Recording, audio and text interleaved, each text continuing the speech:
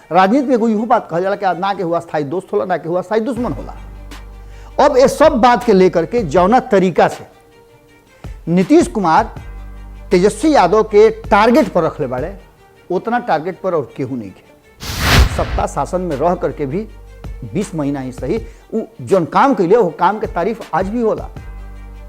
नीतीश कुमार भी तारीफ करत रहन और अंतिम समय में जब नीतीश कुमार के बुझा गई कि उनका खातिर सबसे बड़ा अगर कोई थ्रेट बा, कोई उनकर प्रतिद्वंदी पैदा हो रहा बा तो तेजस्वी यादव बा। कारण कि तेजस्वी यादव के रणनीति नीतीश कुमार पर भारी पड़े लगल। अक्सर नीतीश कुमार लालू प्रसाद और तेजस्वी यादव के नाम लेकर के उनकर संख्या बल के लेकर के यह बात के डरवावत रह गई भारतीय जनता पार्टी के कि भारतीय जनता पार्टी अगर उनकर बात ना मानी तो वो दूसरा खेमा में जा सकेले, चूंकि एक बार जाकर के वो देख ले चुकल बाड़े।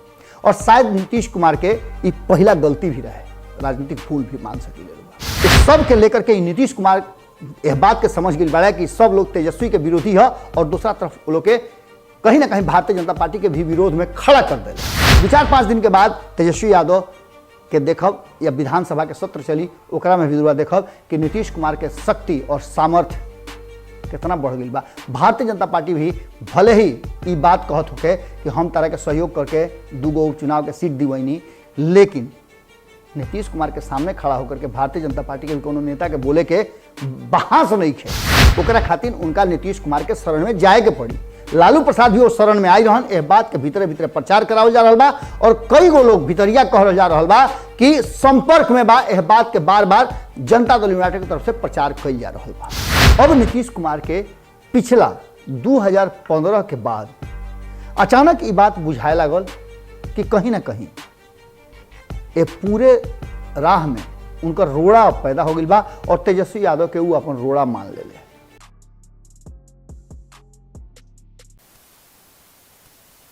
कतनो बरियार होके साजिश बेनकाब हो जाई, कतनो बरियार होके साजिश बेनकाब हो जाई। लड़ाई कतनो लड़ी झूठ, आखिर अंत में हार हो जाई। गोड़ लागत नहीं हेरा से अभिनंदन वर बोलो के अपना कार्यक्रम जना के नाम हो खूटा ठोक के। जीवन के जब भी लड़ाई रुआ लड़ब तो ओकरा में अगर सच्चाई रुआ संगे बा तो रुआ जीतल निश्चित बा, भले रुआ कष्ट हुई।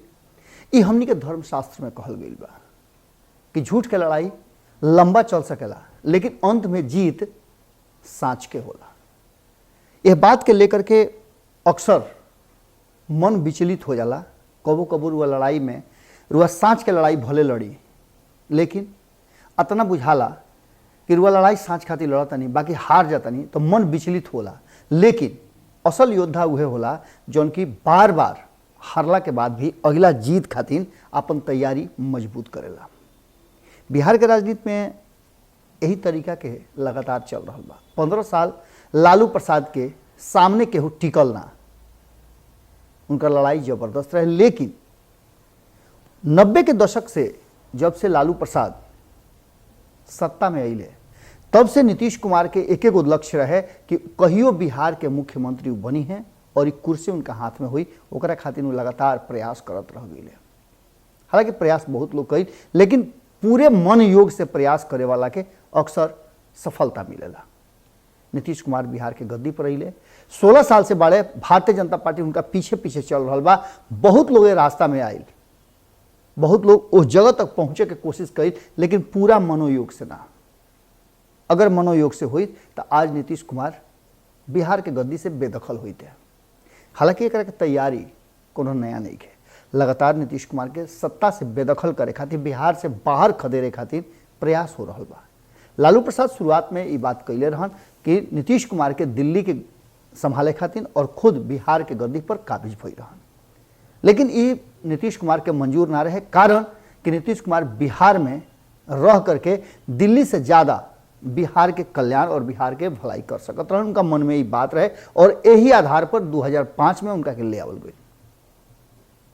2005 में जब पहला उड़ान में नीतीश कुमार मुख्यमंत्री बने के सोच के लिए ख्वाब देखले, सफल ना भइले, लेकिन वो सफलता खातिर प्रयास बंद ना कैले।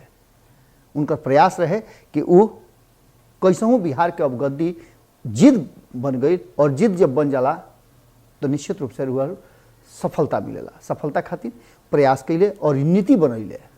राजनीति के जौन नीति कहल जाला, नीति शास्त्र है राजनीति में कहेला कि साम दाम दंड भेद, जौना तरीका से भी अगर रुआ कुर्सी तक सत्ता तक पहुँच सकिले तो रुआ ओकरा में कमी ना करे के चाहिए। यह राजनीति के गुण है और ई काम नीतीश कुमार कैले।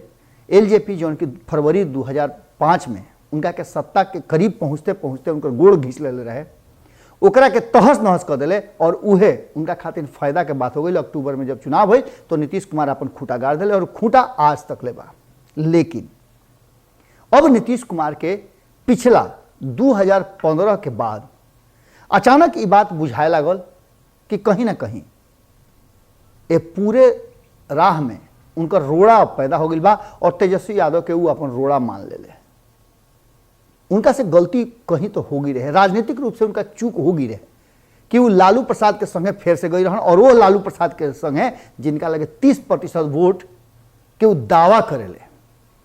ऐसा स्थिति में अगर लालू प्रसाद के थोड़ा सा भी केहू के सह मिल जाए तो सत्ता के करीब जाए से उनका के रोक ना सकेले। और ये बात नीतीश के मन में बैठते वो तुरंत बिना देरी कैले मात्र 20 महीना में साथ छोड़ दिले। का आरोप लागल, का भइल, एकरा पर चर्चा ना करब, कारण कि एकरा पर चर्चा करो तो फिर विषय से विषयांतर हो जाए।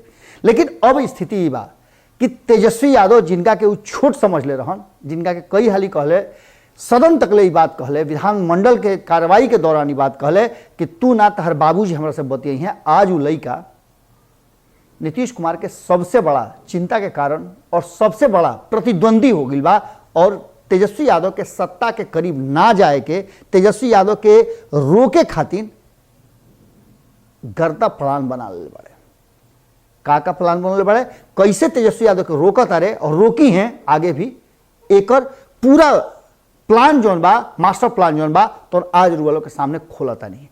कारण कि नीतीश कुमार के एक्टिविटी, उनका रणनीति और उनकर गुप्तचर जौन बाड़े जौना तरीका से अब बात के प्रमोट कर रहा बाड़े, उसे साफ लागता कि नीतीश कुमार के अब रणनीति और केहू नहीं खे बल्कि तेजस्वी यादव के उनका रास्ता से भटकाना और उनका के रोक करके बिहार के गद्दी तक ना पहुंचे के जौन भी कारण और युक्ति लगावे की जरूरत पड़े ओकरा के लगा के रोकल सबसे जरूरी बा। वरना तेजस्वी यादव नीतीश कुमार के सत्ता से बेदखल कर सकेले। ये पूरे विषय के लेकर के रुआ के खूंटा ठोक पर पूरा चर्चा और विस्तार से एक विश्लेषण कई जाए।